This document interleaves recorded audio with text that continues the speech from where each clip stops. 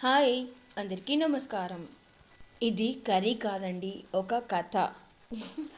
Curry పచ్చడిగా మారిన కథ.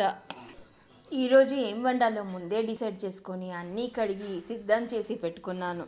ఆ సొరకాయతో చారు చేద్దామని చింతపండు నానబెట్టాను. అలాగే బియ్యం పప్పు కూడా నానబెట్టాను. అన్నీ కూడా ఆవిరికి ఉడికించడం అలవాటు చేసుకున్నాను కాబట్టి కూరగాయలు ఎక్కువ ఉన్నాయి. అంటే సొరకాయ ముక్కలు కాస్త పెద్దగా కట్ చేస్తాను కదా, అందుకోసమని కాస్త పెద్ద పాత్రలో నీళ్లు పోసుకొని ఆ నీళ్ళని ఎలాగో చారుకి వాడుకుంటాను. ఇంకా బెండకాయలు కట్ చేయకుండానే అన్నీ ఒకటే పాత్రలో ఆవిరికి పెట్టాను. చూస్తున్నారు కదా, ఈ చప్పుడు నాకు కిచెన్ తలుపు పెట్టి ఉంటే ఏదో నీళ్ళ జల్లు పడుతుందేమో అని చెప్పేసి ఈ టైంలో ఏంటి అని వెళ్ళి చూస్తే ఇది. అలా వెళ్ళి అగ్నిదేవుడికి దండం పెట్టుకొని, ఎవరు ముట్టించారో తెలియదు కానీ ఆ వీస్తున్న గాలికి ఎంత విస్తరిస్తుందో తెలియదు కాబట్టి అగ్నిదేవ తొందరగా శాంతించు అని దండం పెట్టుకొని ఇంట్లోకి వచ్చాను.